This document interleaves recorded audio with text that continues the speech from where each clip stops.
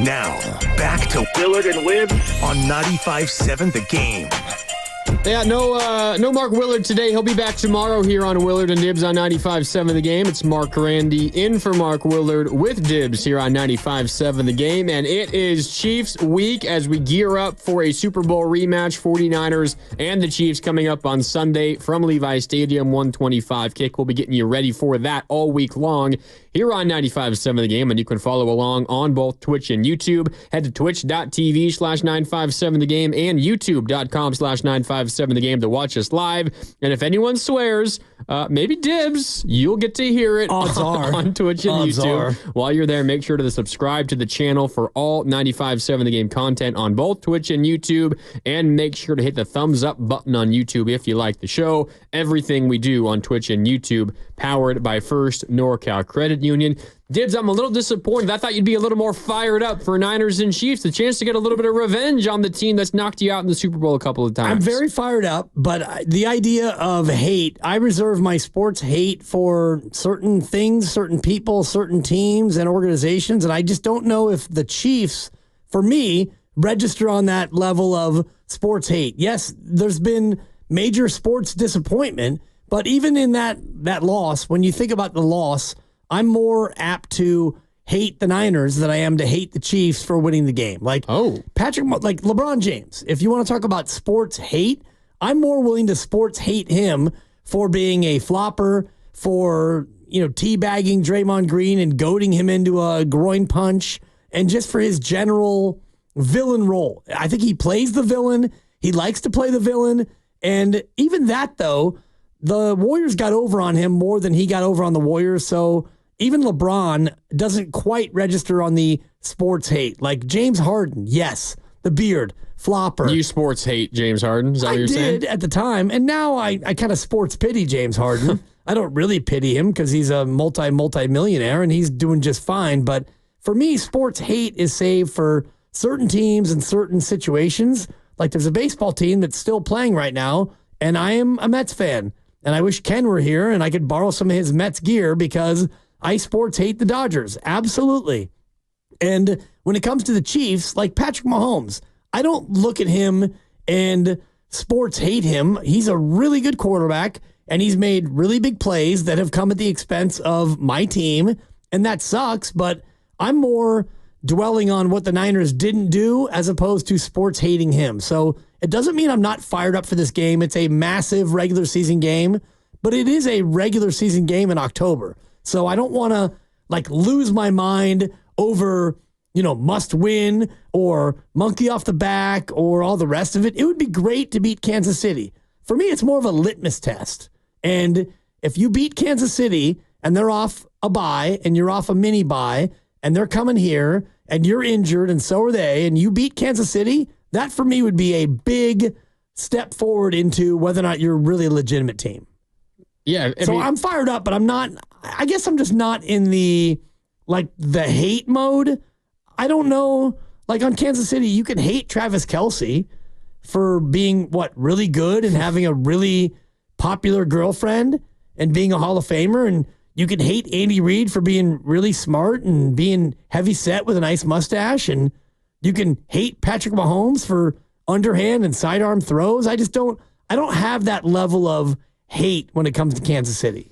There's respect that I have for that team and everything they've accomplished. They're obviously an incredible football team, but as a fan of the 49ers and as a person not yet 30 who hasn't experienced the 49ers to win a Super Bowl, I hate them. I hate the hell out of them. Yep. The only thing that is keeping me from being able to celebrate a championship with my team, my childhood team. I mean, the Ravens, if the Niners were to meet them in the Super Bowl again and they were to lose there again, I'd hate the Ravens. I mean, a couple of Super Bowl losses to anybody. I know that's kind of spanning a couple of different eras. John Harbaugh's still there for the Ravens, and he was the coach, of course, when they beat the Niners when Jim Harbaugh was here. But how old were you when that happened? That was 2012 season or 2011 season. I was either 15 or 16. Okay. So I was old in high enough school. to really be feeling it and locked in, and that was that one probably hurt the most. I remember crying on the living room floor after that game. Shout out Windsor. Yeah. Tears in the Shout out to 707. 707. Yeah. Yeah, that's a country song. I cried in the 707. Tears in the 707. Yeah. That was a bad night. Yeah, and I was in New Orleans for that Super Bowl. I didn't go to the actual game, but we were there for the run-up, and we had an unbelievable week, and it felt like they were going to win that game. And then the game started, and it was like, oh, my God, they might lose 80-0. And then it felt like they might win that game. Exactly. And then they lost. Right. So I don't know of the three, which one is more heartbreaking. If this last one was the most heartbreaking of the three, like all three of them, and I'm not trying to get you to like channel your heartbreak. Picking between the 3 Super Bowl losses, which one is like more heartbreaking? The opposite of a parent picking between their 3 children to figure out which one's which one's their favorite. Like you can't do it. You hate them all. Which one do you hate the more? With your kids, you love them all. Right? You love them all, obviously, but. It's funny you say that because I have 3 kids and there's a definite pecking order, but I can't say it on the air. You can tell me off the air. I will. Yeah. And shout out the 2-year-old might be the leader of the clubhouse. She's also last of the 3 at the same time. But of the 3, like, and as I'm thinking about it, like all 3 of those Super Bowls were almost equally heartbreaking because the Baltimore one, that game was over and then it wasn't. And then you had a chance and you lost. And then the first KC game, you had the lead, and then Tyreek Hill, and then you had a chance, and then you didn't, and then they ended up blowing you out somehow. Yeah. And then this last one was overtime, and one play in overtime. If you get a block and you get a touchdown, and then maybe we have double overtime, and I don't know. They're equally heartbreaking, but looking at this game on Sunday, it's a big game, and I'm so excited for it, but it's not as big as any of those 3 games for sure. No doubt. And I know you're not saying no one's saying that, but it is. And if the Niners were 6-0, 5-1, it wouldn't mean as much. But you also have a Niner team that is fighting to make sure that they can even make the postseason. I think we feel confident about that. But this is also, as you talked about, a litmus test. If the Niners come out and beat the Chiefs on Sunday, Dibs, we're going to be talking a week from now on these very airwaves here on 95.7 The Game. Well, it was a slow start. But there's no one in this NFC, maybe not in the league, that can stop the 49ers. When they get going and when they play their best football, they're still the best team in the NFL. And to this point, we haven't really felt that so far this season. But if they turn around and beat the Chiefs, I don't care that it's a Week 7 game in October. You beat the Chiefs, one of the last 2 remaining undefeated teams in the NFL, the 2-time defending Super Bowl champions. You beat them? Super Bowl or bust, baby. Yeah, exactly. Exactly. Is this a Super Bowl preview? Would be the question. Like, who's more likely to make the Super Bowl of these 2 teams coming here into Santa Clara on Sunday? Ooh. Now, the Chiefs are 5-0, but they have a much tougher conference, and the Niners are... The Ravens look damn near unstoppable right now. Right. And, the AFC, I think, and, Buffalo is still a real team, and they play tonight, and they have a chance to get the coming up tonight. Yeah, 4-2, and I'll give you my pick a little bit later, and my pick might surprise some people, but... you got Baltimore at 4-2, the Texans upstart at 5-1. The AFC feels like much more of a gauntlet, and the Niners, even if they lose this game and they're 3-4, they're still very much in the thick of it in the NFC. And this is where, you and I were talking on the show thread with Lucas, director of sports, about the weekend, and you had the Commanders who lost, and the Eagles won, but they're broken. Dallas got absolutely motorboated, and they feel like they're done. Detroit won, but they lost their best player. And Green Bay won, and, somebody's going to have to fall down in that division. And Atlanta won, but I don't think that people think that they're real. Tampa Bay looks like wildly successful, but I don't know if anyone's buying into that. And then the NFC West is, 10 wins is going to win that division. Yeah. Like, no if you go 10-7, you're going to win that division. No problem. Seems like it. So even if the Niners fall to 3-4, it still feels like that division is very much still theirs. Yeah. I don't know. I get it. I just can't get past the emotional aspect of this and the team that beat you in the Super Bowl the last couple of times. 888-957-9570. Niner fans, how you feeling heading into this one? How you feeling going into Chiefs week? Are you excited?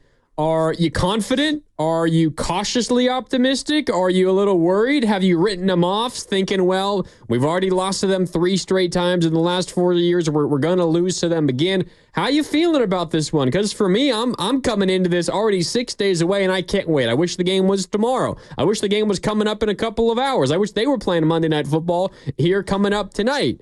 And I'm optimistic, but that's just how I am as a 49er fan. But I'm just so eager to see what this team looks like against one of the best teams in the NFL. Because the other part of this, Dibs, and give us a call, let us know how you feel, 888-957-9570. That's also the Comcast Business text line. The other part of this, Dibs, is this is an opportunity where you can finally see the 49ers against the elite of the elite. Because I feel like part of what has hurt the 49ers this year, and they would never admit to it, but road game against the Rams without Puka Nacua, without Cooper Kupp, without like 3/5 of their offensive line. The Cardinals at home, you feel like you should be able to handle them.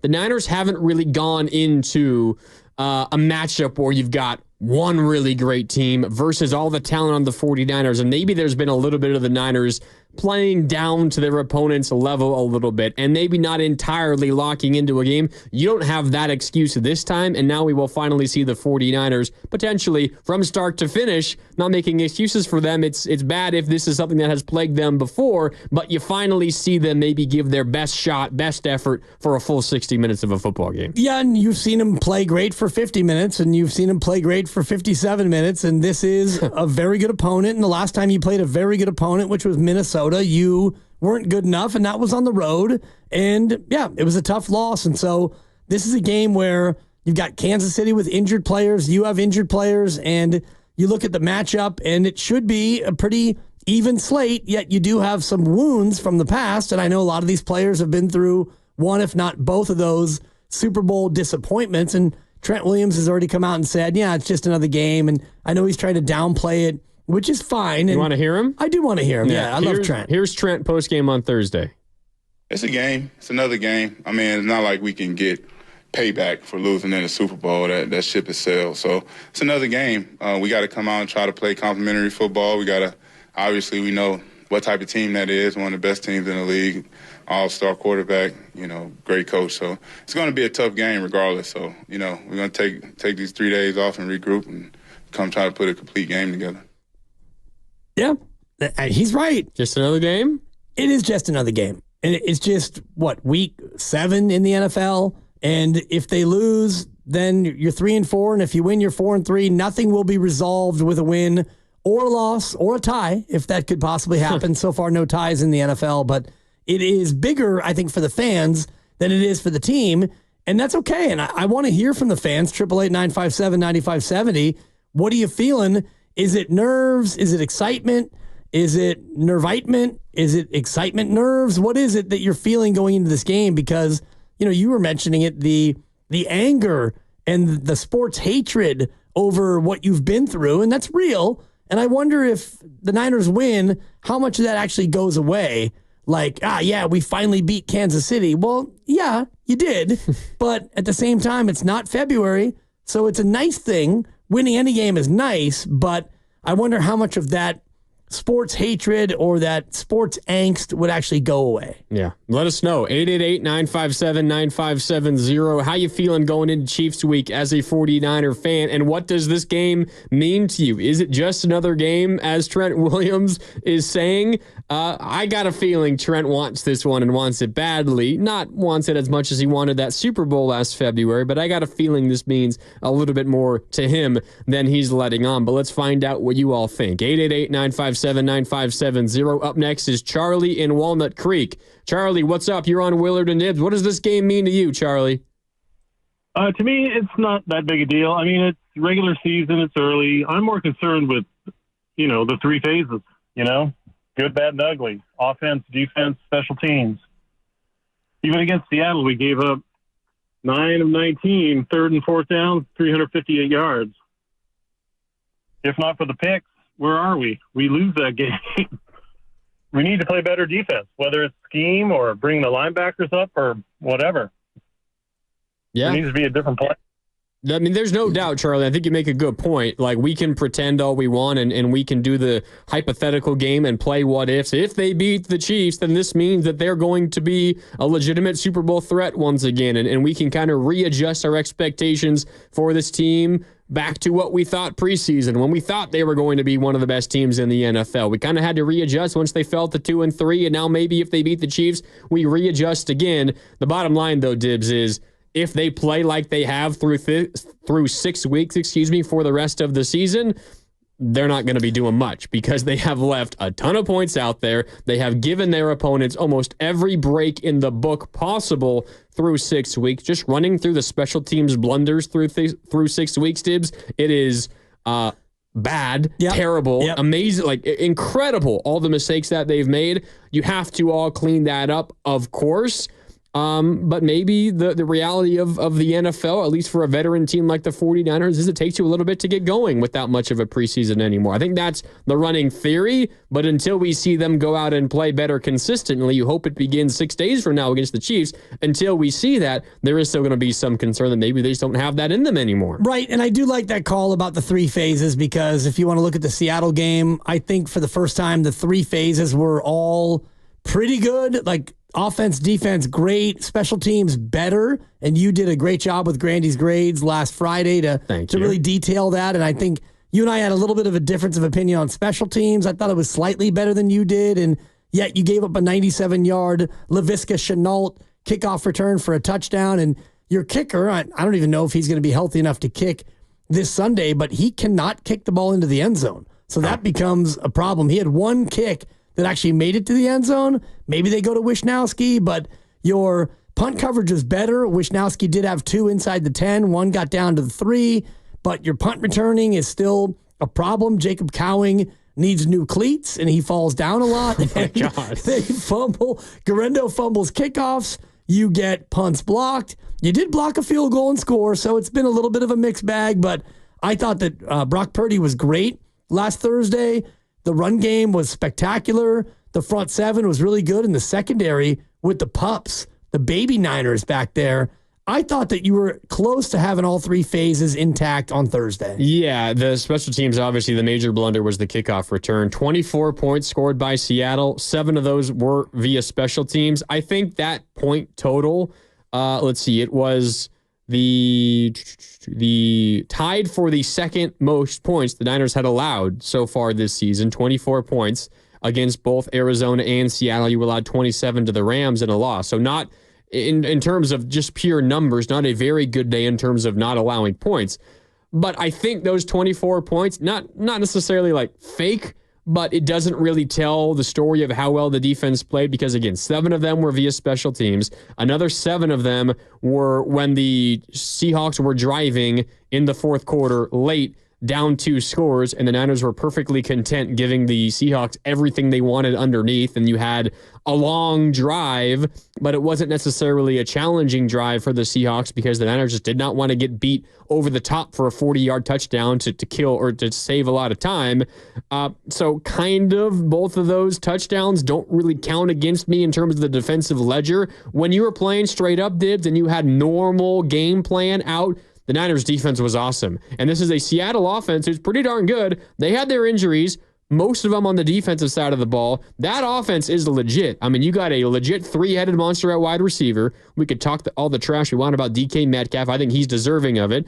You got a couple of really good running backs as well. And say what you want about Geno coming into the game, leading the NFL in passing yards. Like, that's a legitimate offense. And I thought the Niners defense was very good in that game. For my money, Dibs, it was the defense's best performance of the year. And when you consider that you were without Mooney Ward on top of everything else, that was eye-opening. And that's a big reason why I have confidence, not necessarily that the Niners will beat the Chiefs, but just going forward that we will see a now more consistent Niners team that looks a little bit more like they did last year versus the first 6 weeks or 5 weeks of this year. You hope so, but I do think a lot of that is predicated on the offensive lines that you're facing, and the Chiefs' offensive line is a much better unit than what Seattle had. Seattle had a lot of injuries, and so I do think that led in part to Nick Bosa getting 14 pressures, but they also, I thought, did a good job of moving Nick Bosa around. He rushed on both sides of the offensive line. They mixed it up, and so he was able to get a lot more pressure accordingly. And even though he didn't get any sacks, which is crazy when you think about 14 pressures and no sacks. God, he was around Geno all night. He had his hands on Geno. He had his hands on him so much that he had to actually ask for his parents' permission to be so handsy with Geno Smith. It's okay. I think he gave him a corsage at halftime. I'll give you a 3 for that. I'll take it. Don't talk about that. It's too late, Chickering. I did it. I said it. I mean, that's got to be the best performance from an edge rusher without a sack, like, ever. Right. It's He funny was 'cause amazing. Guru said something earlier, and I thought he got misconstrued. I thought he said that with the amount of pressures that he had, that he should have had 2.5 sacks. And I think Steiny heard him say he had 2.5 sacks, but I think Guru knew that he didn't have any sacks, but 14 pressures would normally mean you probably have 2.5 sacks. Yeah. But he had 0 sacks.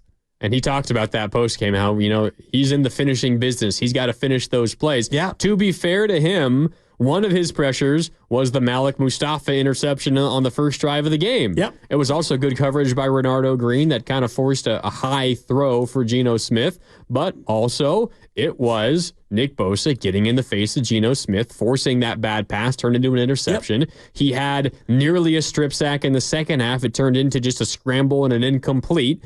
3rd and 10 turns into a punt. So what really was the drop off there? Nick Bosa was awesome. And one of the storylines we've already heard at Dibs is the referees refusing to call holds against the Kansas City Chiefs. Right. Nick Bosa, maybe more important than getting a sack on Sunday against the Chiefs. Draw a holding penalty or 2, Nick, will you? Yeah, and maybe he needs to take a page out of James Harden's book or Luka Doncic and start to, embellish it a little bit more, because Nick doesn't usually do that. Well, that'll make you sports hate him, though, right? A little bit, but I mean, honestly, if you get, and this is where Steph Curry, I think, has gotten better at it, where he goes to the hoop and there's contact and he throws his head back a little bit. And in the NBA, they've gone way beyond the pale, but Nick Bosa, he doesn't do that. Even when he gets held after the play, he might do the classic Bosa shrug. But, you see now more in the NFL, when players get held, they start to really embellish it and throw their body back like, oh, I can't do anything. This guy's all over me. And maybe it's part of the game, and maybe that's an area that Nick's got to improve on. All right, we got to hit a break. When we come back, we'll get more into this. We also got to run around the NFL and some of the things that Dibs has been referring to, Jerry Jones and Nick Sirianni, and the rest of the NFC. It's wide open as it's ever been. Does that give you confidence that the Niners can right the ship, and are they still the favorites in the NFC? Plus, we see you on hold. Gabe and Joe, we're coming to you next when Willard and Dibs continues. It's Mark Randy in for Mark Willard alongside Dibs. We're presented by Fremont Bank, celebrating 60 years of full-service banking with no compromises. More Willard and Dibs.